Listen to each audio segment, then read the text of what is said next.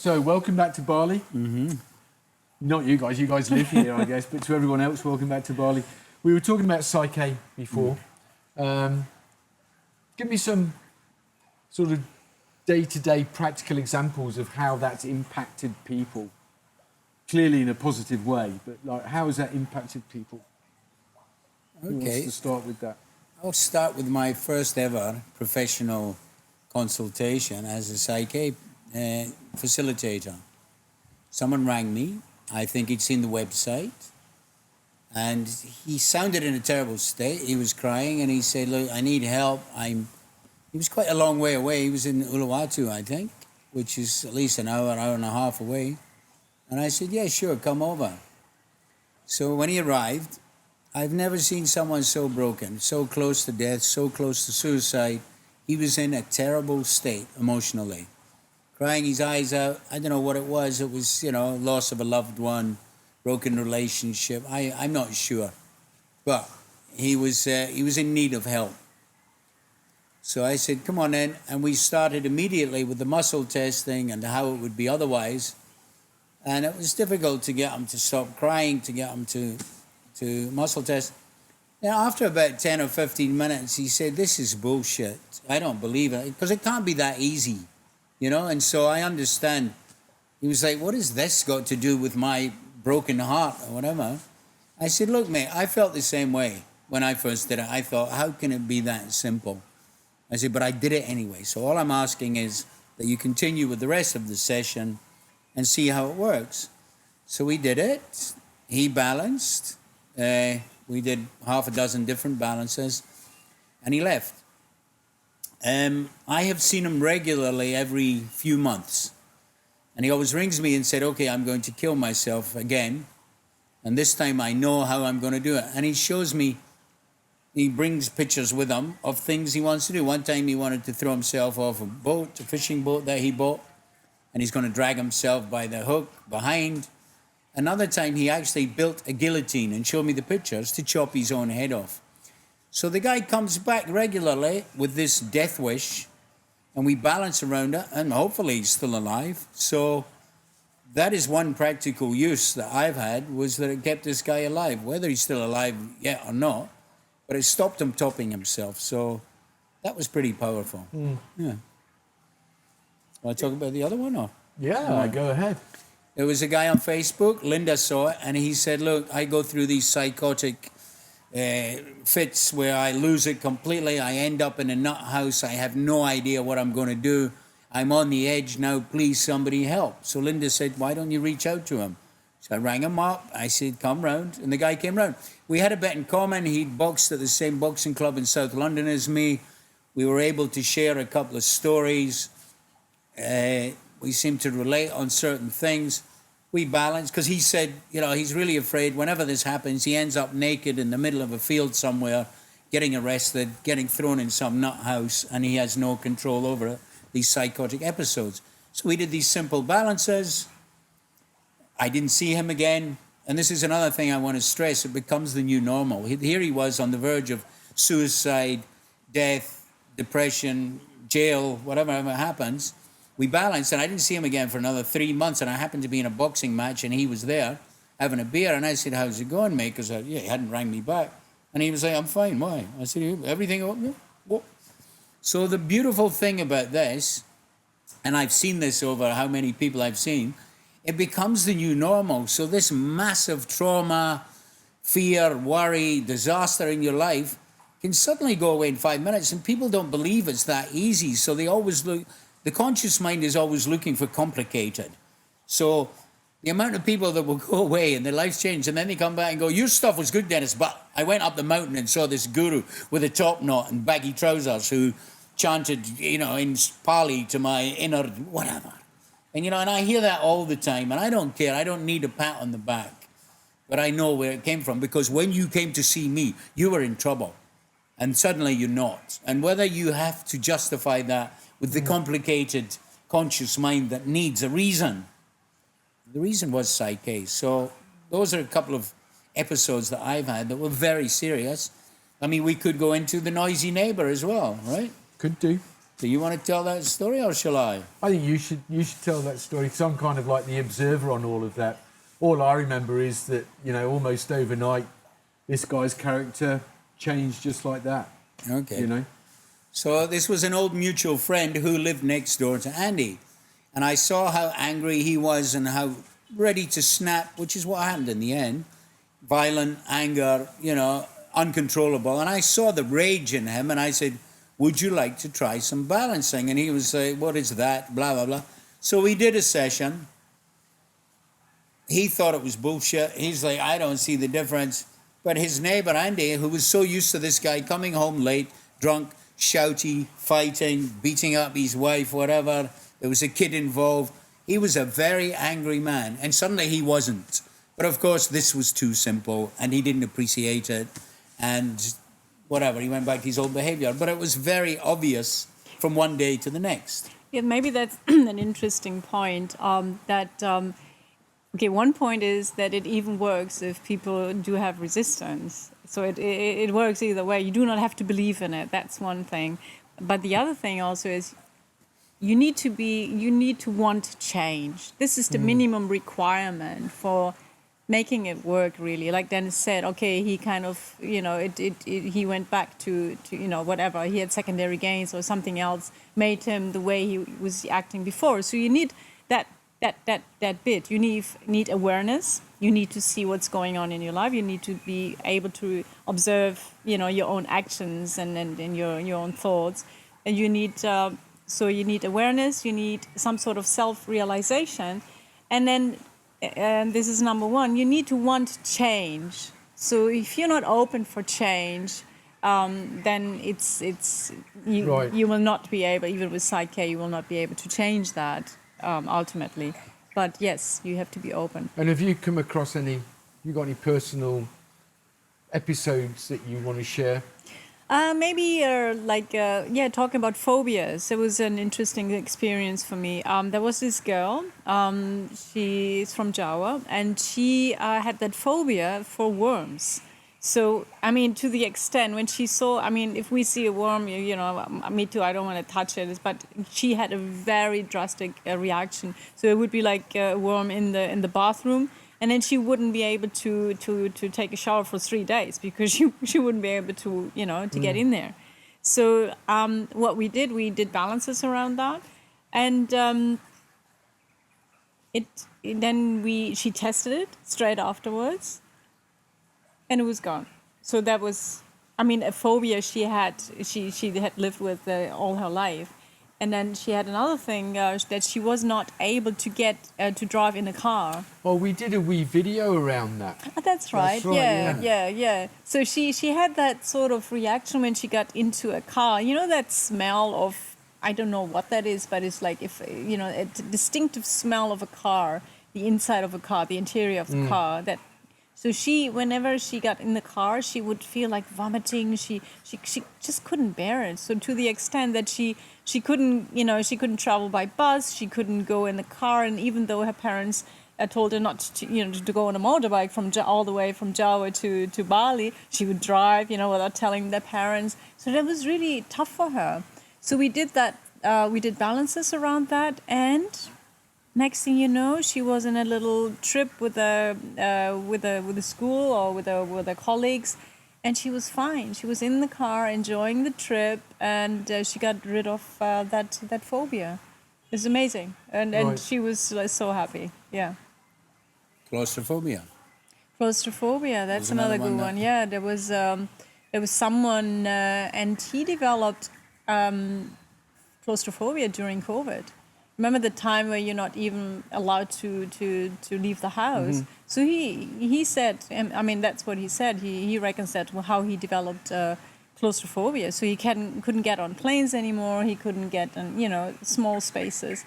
So, and he tried other modalities too. So he came, and I think we only did one balance, and it went away straight away. He was fine after that. And that claustrophobia was gone within 5 minutes. And we talked about other things. You think you need anything else? And he said, no, I know, I'm fine now. That was it. It was just a feeling. Yeah, and I had the same reaction. When I first balanced on my traumas, traumas that have been with me for 50 years. I knew exactly, having done so many other healing modalities, I knew what my problems were. I knew when they were. I knew who was responsible for it.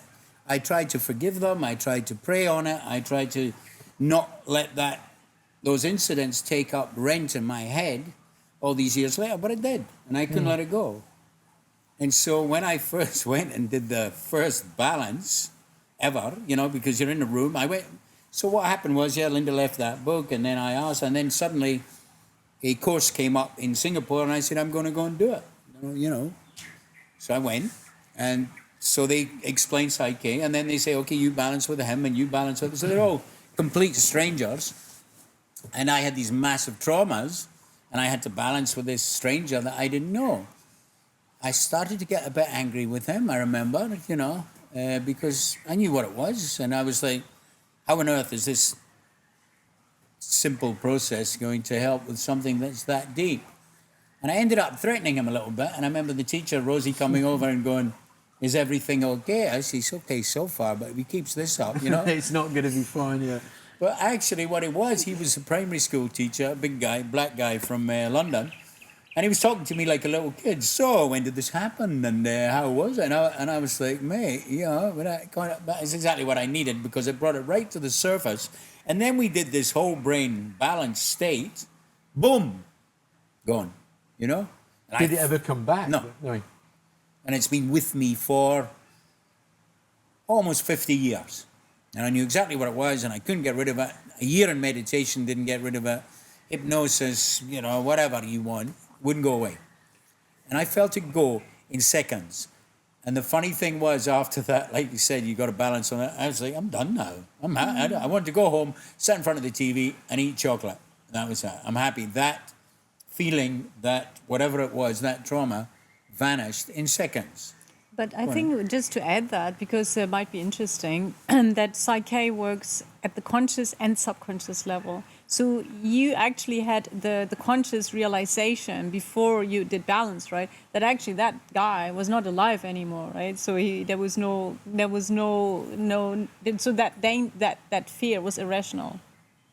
And that was also like a realization at the conscious level. And then you also worked with the subconscious to make that perception go away at that level. So that's interesting about PSYCH-K. So we're working both, like the conscious and subconscious mind. Yeah. Right. So it's you're not in a state of trance or anything. How much of that sort of the conscious influence is irrational? Sorry, I don't get how. The idea that something that you experience, say between the ages of 0 or pre-0 and 7, affecting you at the age of 50 plus or 40 plus or whatever it is, seems to me to be irrational, that something, in that sense, something yes. so far in the past could still have an influence with you today. Yes, exactly, that's the point. And sometimes you are aware that that's irrational. For example, you're scared of, I don't know, Spiders, yeah. Or a lot of people get that, right? And they don't know where it's coming from. They know it's irrational, but they can't change that. So that, because, I mean, if there's like poisonous spiders, okay, you might have a point, but that spider is just, it's I can not give an dangerous. example. I was on a corporate retreat a few weeks ago, and there was one lady from the Middle East. They were from Dubai, and she had an irrational fear of insects. She was terrified. So being in Bali, she was here with her kids and her husband, and she couldn't really concentrate on the course because she couldn't sleep all night, because we have geckos, we have mozzies, we have flies. It was affecting her, it affected her children. They were terrified of anything flying or moving, So I said, let's balance on it. So we balanced around her irrational fear. 5 minutes later, and then what you do is you show them a picture on the phone of these bugs that, from a little distance. And like she was, shock therapy. Kind of. And she was, because we'd already balanced, and she was like, I'm not scared of that. Next thing you know, she's running around with her kids, getting a picture taken next to bugs. And she was like, can I kill one? I said, it's up to you, And to actually kill a bug and then feel like she can protect her family. And it was a 5-minute thing. And she's had this irrational fear of, probably from her parents, maybe even in the womb, who knows. But that is, of course, it's totally irrational. So and conscious realization of this, that it's irrational, is not enough to change Yeah. it. You might say, well, that's stupid. Why should I be scared of spiders? And then, well, you know. So yes, it's conscious awareness that it was an irrational fear doesn't change it. It's still there. Right. So the only way to do that is, it's not the only way, but the quick, easy way to do it, rather than go and spend a year in a cave getting a bowl of rice from a monk every day, or whatever else, going through hypnosis, or having to, God forbid, go and see a psychiatrist every week and talk about the same problem, which causes you upsets and which you keep going back to that place. No. How would it be otherwise? Balance around that. And again... It seems to me to be quite amazing that it can be dealt with so quickly. Because we're led to believe, and maybe that's the way the medical society, big pharma's set up. You need me, you need to come and see me every week, you need to take these drugs, and if not, you're going to go mad again. And people are like, okay. So maybe that's another point about PSYCH-K, because it's a tool for self-empowerment. So it empowers you. Also the understanding, or like, you know, I think Rob says that, right? How deep is your skull, right? If we talk about, everybody thinks they're the most complicated person on the planet, that their problem is the biggest problem. But, you know, and then Rob says, like, okay, how deep is that problem? How deep is your skull? It's not, you know, it's in one side of there somewhere. You know, and that's the one thing. Because I remember when I said, no, this is too deep. I can't balance around this. And she said the same thing from Rob, how deep's your skull? I said, it was there somewhere. Yeah. Oh, all right, that easy, and boom. Yeah. Gone. Yeah, so there's a lot. It's a set of beliefs that we have. It's that belief system that's innate that we're not even aware of, right? Like lots of things. Like for instance, when you're sick, what are you going to do? You're not checking into your own body. Usually, you're just go and see a doctor. Ask someone else how you feel. Ask someone else how you get cured. You know, it's kind of in contrast. I'm not saying it's wrong to see the doctor, but the point is that we're almost like we're outsourcing our health. For example, right? You're not checking in, okay, how do I feel? What do I feel? What I need? You know, some people do not even know how they feel.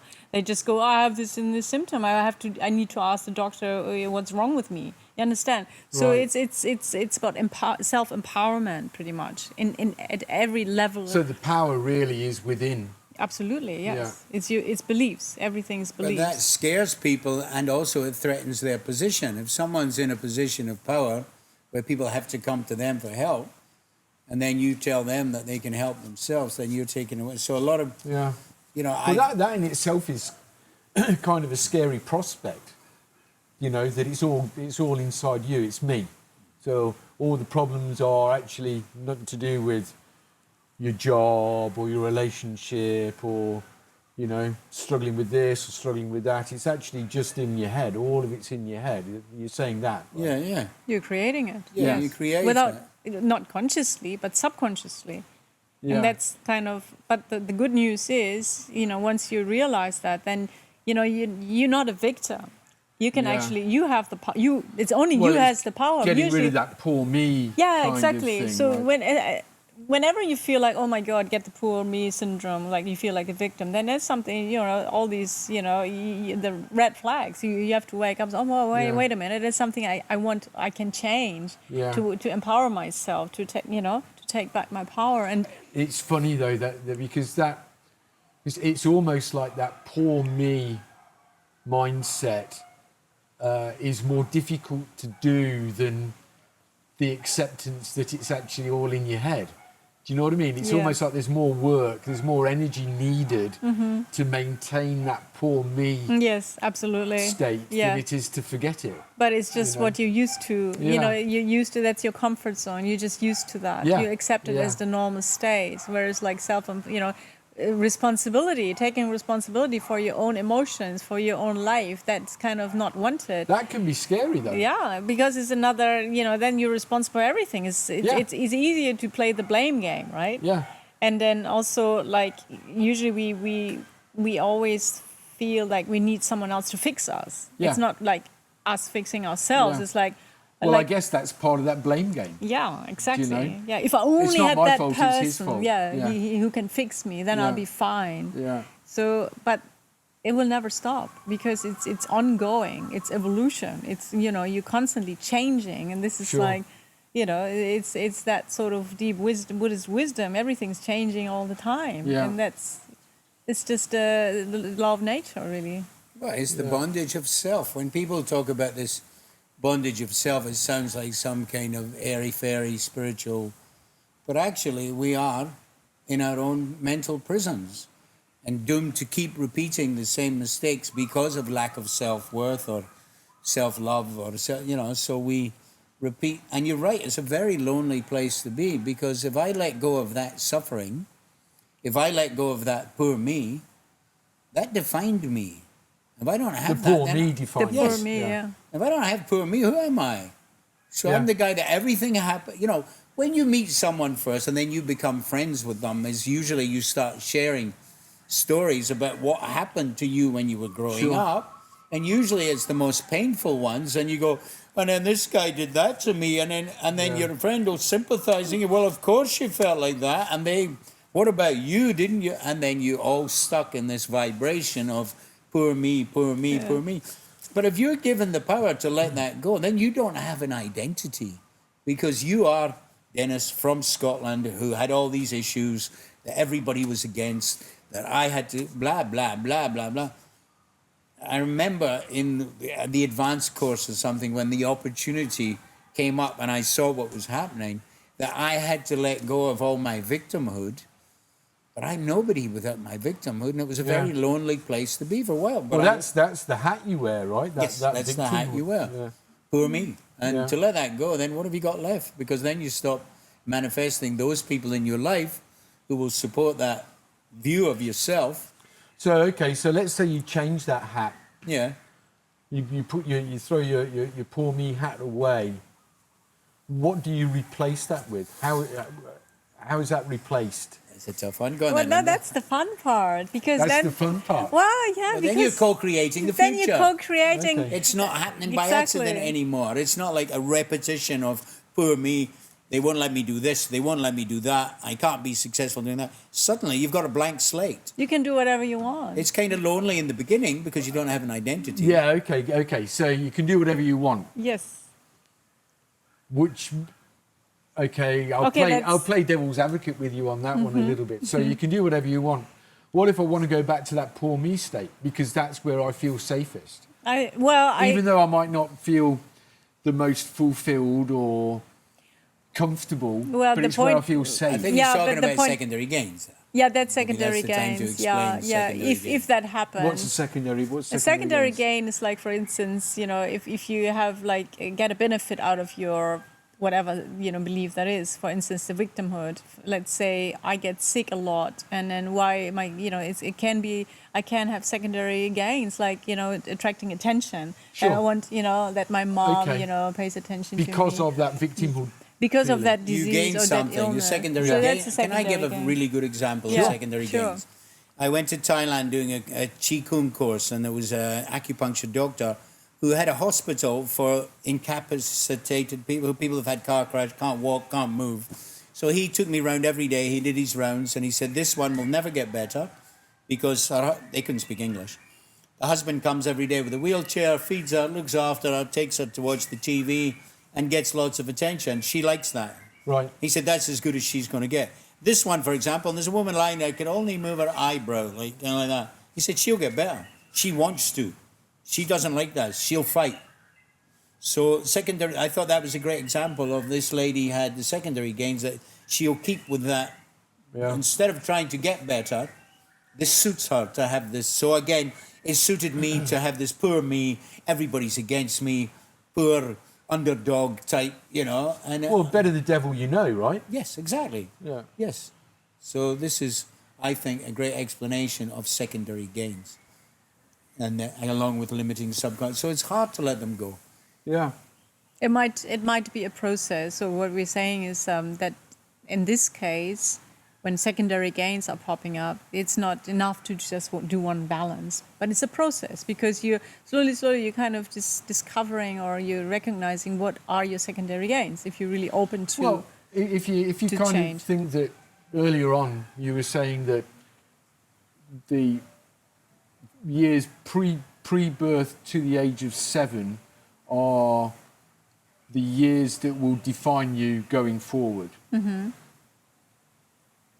You've got to somehow get rid of, in our case, more than 50 years of that sense of victimhood, that sense of secondary gains. You've somehow got to just discard years and years and years of that. That's got to be a difficult hurdle to cross, no? But when you're given the opportunity to do that and you realize you have no choice but to let that go, or you continue down the life that, and then you're going to die without ever resolving that issue. So it's a very lonely, and it took a long time for me to have that shown right in my face that I am creating this. I am creating all this bad luck. I am creating these failures in my life because of clinging to that persona of who I thought I was. And if I can let that go, it's a scary place to step into because very lonely then. I don't have my hat to wear anymore. Like I said, what I was trying to get to there is I can appreciate that it's a lonely place to go to, especially if you've spent the majority of your life being in that place. But all of us are. I think the beauty of PSYCH-K and the beauty that it should be better known and better used. Imagine if you did that with kids, at the age of their formative years when they're 14, but when they're deciding who they should be, and take away their subconscious limiting beliefs and allow them to unlock their potential and not spend 50, 60 years feeling sorry for yourself.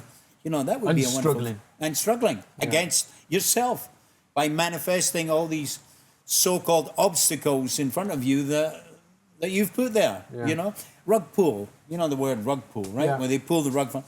I rug pulled myself my whole life because as soon as I come to any degree of success, of nearly getting a pat on the back and almost getting there, if they didn't pull the rug, then I would invent a rug puller to pull it just so that I could say, see, it was their fault. I tried. They wouldn't let me, Subconsciously. Yes. And now I realize, consciously I wanted to be everything. I wanted to, and I nearly did. But when I would almost get to that point, the rug would be pulled from under me because I manifested it, because I didn't have the self-worth or the self-belief that I was allowed to do that. Yeah. That it would be okay to step into success, to step into happiness. No, I wasn't allowed. This came from my, experiences growing up. Yeah. And... I'm not sure whether this is the right time or not, but that's pretty much what Southpaw's about. The novel Southpaw? Yeah. I'm not sure if anybody's aware of it, but I've written a novel called Southpaw. Andy edited it. Linda, it's dedicated to Linda. But it talks a lot about... Well, you tell me what I'm talking about. Well, the name Southpaw would suggest that it's about boxing. And you're from a boxing family, a boxing heritage, quite a famous one in Scotland. And you would have thought that the book would be about that. And to some degree it is, in the sense that it's that kind of environment is a backdrop to it. But it's deeper than that. It's a story about this character. Also, it's about you. So it's the character is Dennis, the protagonist is Dennis. But it's the story of how you're coming to terms with what you've just described. Mm-hmm. It's about you coming to terms with the victimhood. It's about coming to terms with you being able to create a new reality. It's about the positive impacts that thinking that way can actually have. That's how I read it, I mean, basically it's a study of delinquency, which is a really interesting subject because it affects every society, and redemption, I suppose, at some point. Whether the guy in the book gets redeemed is another story, but you're right. I mean, even some of the reviews have said, I bought this book thinking it was about boxing, but it's not. Yeah. What's really interesting in it for me is that when I first got that manuscript many years ago now, it was about that. It was about boxing. It was about, poor me. Poor me. A lot of victimhood. I've written a book about victimhood, so I understand what victimhood is because I actually wrote a book about victimhood. But then when you get into the PSYCH-K aspect of it, and that kind of, interesting that your website is called mindtuningbali.com. But like when you tune your mind into something else, and we go back and we re-edit it, and then we write a screenplay around it, it's not about the boxing at all, really. It's about this awakening. Yeah. In many respects, it's about that more than anything else, right? Yeah, it is now. It wasn't in the beginning. No, it wasn't in the beginning at all. Poor victim, me just wanted to give it to them and write. But you see, that for me is a really good sort of life example, if you like, of how it started out raw like that, and then after your own experiences gets translated back into the work that we created. That really is an example of what you're talking about. Do you know what I mean? Yeah. Because once you let go of that victimhood and find out that the story, the narrative itself, is not about getting sympathy for everybody, from everyone, from how hard I had it, to actually looking at, as a story of someone's spiritual journey of facing himself eventually. I think it's the path of self-realization. It's exactly that. That's what's it's mirroring the like his own path of self-realization, indeed, and it indeed. gets and it's just like and it manifests in the book. It is it's really interesting. Yeah, very much, because 20 odd years ago, there's no way that would have been a part of the story. Yeah, exactly. But now it is. Because it was almost like a therapy, right? Very therapeutic to get rid of all that anger and frustration and victimhood. This dominating feeling of victimhood. And then including the quest, how to get out of that. Yeah. And then finding that. So it's a complete sort of story, isn't it? Yeah, it's an interesting take on it all, actually. Because we started out by talking about the practical sort of daily examples that you've got of it, and I think that's a really good example of it. Yeah. Similar to the drifting car guy, the racing car driver too. Okay. Yeah.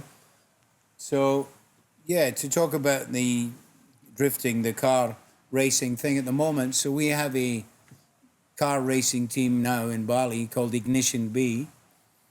And it started out with a young man that I met who was a driving instructor, but he had all these dreams and ambitions. He was the protege for Colin McRae, the world's greatest rally driver, brought up in England. His father was the chief mechanic. And he's also a fighter pilot. So we got together and started this motorsports academy. And the main thing was that in the beginning, even though he had all these wants and desires, he's a fighter pilot, he's a great driver, but things didn't really click for him until we started doing PSYCH-K with him to shift his mental attitude, again, away from victimhood, away from lack of self-worth, into thinking that he deserves it, into thinking that he's allowed to. And now it's starting to take off. We're getting big sponsors talking to us.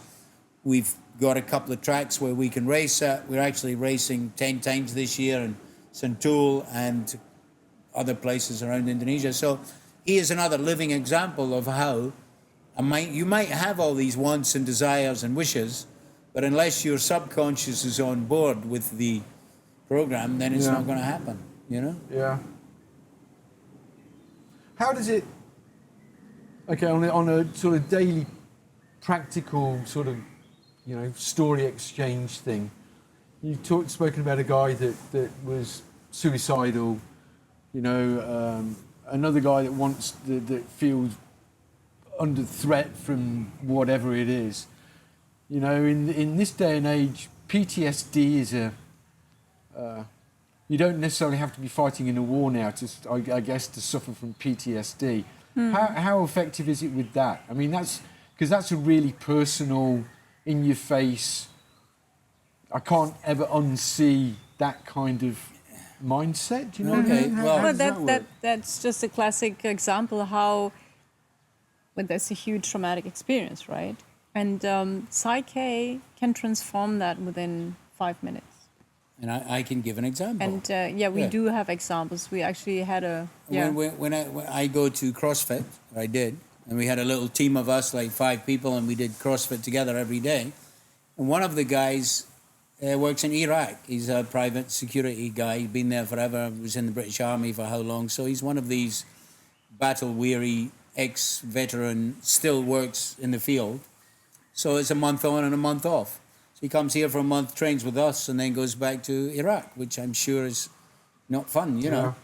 And then one day he couldn't really train, and he wasn't really there, and he wasn't his usual happy self. So I said, what's the problem? And he said, I don't know, you know, but I'm just not feeling it.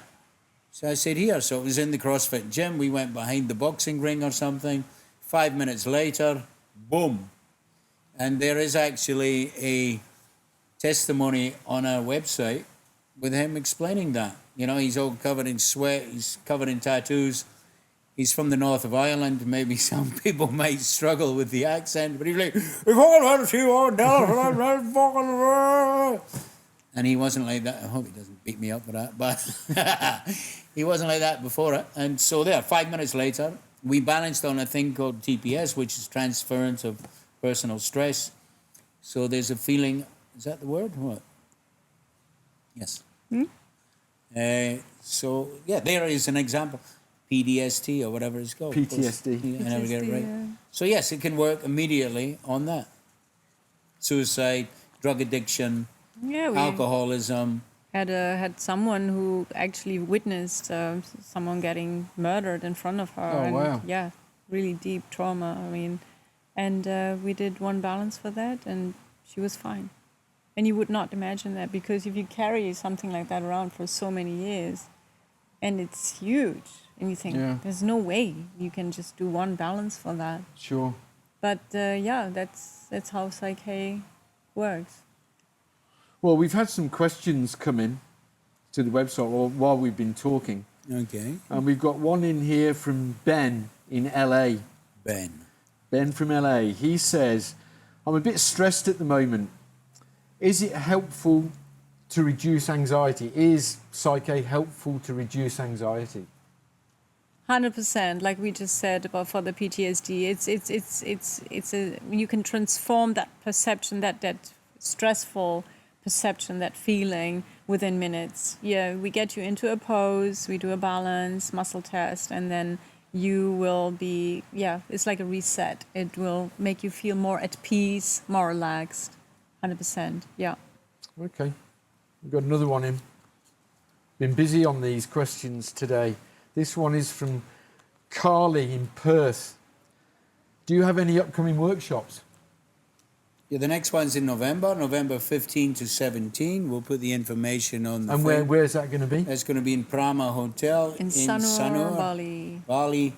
So that will be in November. Yes, and then next year in April, is it? We have 3. Yes. So we have the basic, advanced, and then the Divine Integration Workshop, which is free. So the last one is free. Okay. So if you've done the other ones. So you pay for the first two and you get the last one for free. Yeah. But you need to have done the basic and the advanced for that. Okay. Because you need those the balances. And do you need to kind of make prior bookings, or can you just walk up and? No, you need to book. Yeah, you need to book. And where do people book? Yeah. How do people book? Online, through us, through Tuning Bali. Yeah, either on Instagram, or they can visit our website. There's like a form they can fill out, and then just send us a message, and they can book. Yeah. And are you? How many seats can you take? How many people can you take? Well, for the basic and advanced, it's about 30 is the maximum. Yeah. Is it 20 or 30? I think between 20 and 30. Yeah, between 20 and 30. Yes. So first come, first served. Yeah. And then the last one is 35, maybe? Yeah, about 35, yeah. Free one. Okay, we've got these are coming in from all over the world right now. We've got one in from Shanti in Singapore. If I did a one-on-one training, can I do this remotely? And what does it entail? Sorry, what was the first bit? If I did what? If I did a one-on-one training, okay, can I do that remotely? Yes, it can be done on Zoom. We can do that. Yes, we can also do it over the phone if it's not available. And how does that work? How does that? We balance over the phone. Yes, you can do every balance over the phone, and it's just. How do you manage to do that? 'Cause you can't touch people, right? Yeah. Most people wouldn't know that question, so no. But on the spot, because that's the time to introduce an aspect of it that some people might find a bit sort of hard to swallow. So I would Okay. guess you would just have to try it and see. But Yeah. it does. We've done it You've done it and it works. all over the world. I do it on the phone with my family.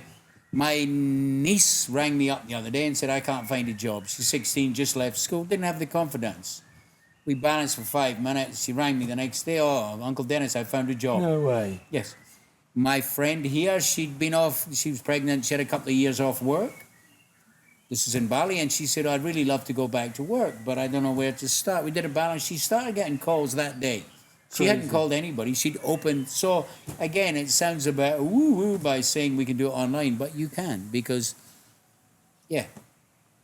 And it's clearly then, I was gonna try and tie in there the idea of hypnosis, but it's not.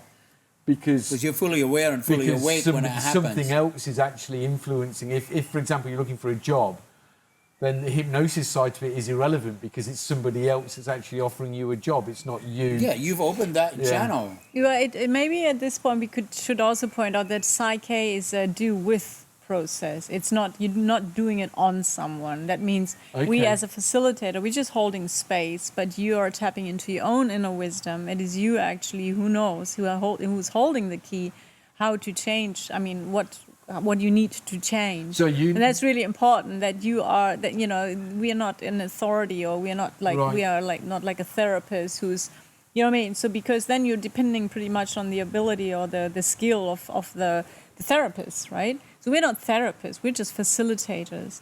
And it's a do with, and I really want to stress that again, that, you know, because we're, it's empowerment, it's self-empowerment. So it's a do with process, we're holding the space, and we're just helping in terms, we're supporting by asking questions so you can tap into your inner wisdom. Which goes back to something earlier that you said, that it's, you have to want to do it. Yes, absolutely. You know, it's not like you're knocking on somebody's door saying, you need it, you need it, you need it. Exactly. You cannot fix people. Nobody can fix people. It's not about tempting. fixing people. I mean, I see all my friends with all these things that could be fixed, but I'm not, you know, it's not my job. So I've tried to intervene a few things that, well, you could fit, but they have to want it. They have to look for it. Yeah. Otherwise, they don't appreciate it.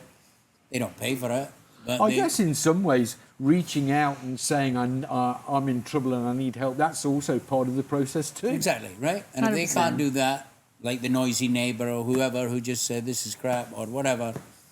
And again, this new normal thing. People have had, I'm trying to remember, there was a girl came that couldn't drive and she was scared of driving and she was coming through our academy. So I did a balance with her.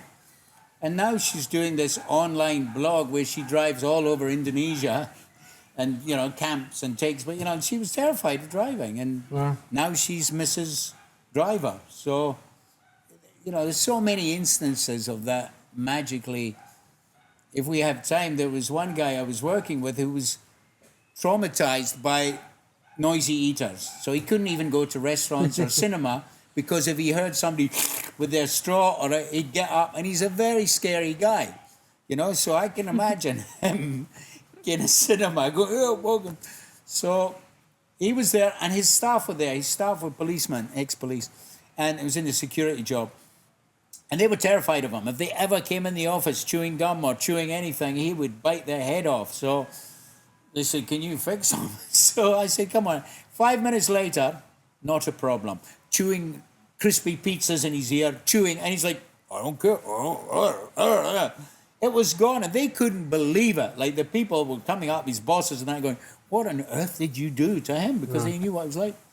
It was funny, but it was gone. So that's just in your head, most of it, you know. So, well, we've got one final question in from Jacob in Utah, or Utah, however you say that, I'm not sure. It's not Utah. It's not Utah. Well, maybe it's Utah. Are there any underlying religious beliefs to PSYCH-K? Absolutely not. That's an got interesting nothing question. to do with Absolutely any not, religion, yeah. although it's a kind of spiritual path, and it's not in the end we're going to try and Scientology you and shove you into. No. It's not like you're joining a cult Not, or anything like that's what that. it sounds You like. do of not course. have to, there's no clash with if you're a religious person, there's no clash. It is not about religion. There's no conflict involved. Yeah, absolutely not. I mean, we did our 3 training courses in Dubai. Everybody there was quite devout Muslim, jilbab wearing females and whatever. Nobody, it's got nothing to do with religion. No, it's beliefs. I suppose then, defining that in the first place is part of the journey and a part of the process too.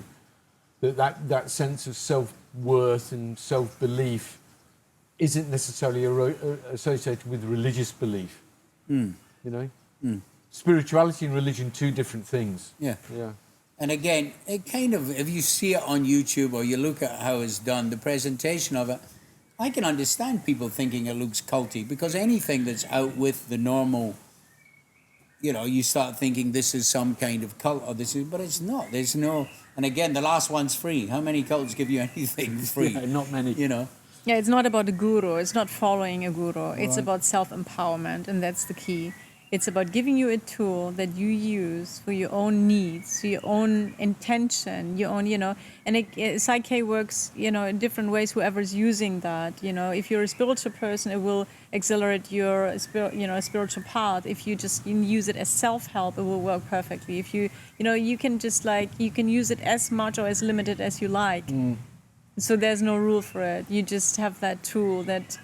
And one thing I have noticed that the gurus, the specialists, the people who seem to know about everything about the human condition, they're kind of terrified of this, because you take away them then. They're, and they don't want to believe that. They're like, but I fix people, I do this. And you're like, well, if you learn this, then they wouldn't need you. So it terrifies. A lot of people are so stuck in the fact that who they are, I am a hypnotist, I am a guru, I am a hypnotist, whatever it is they think they are.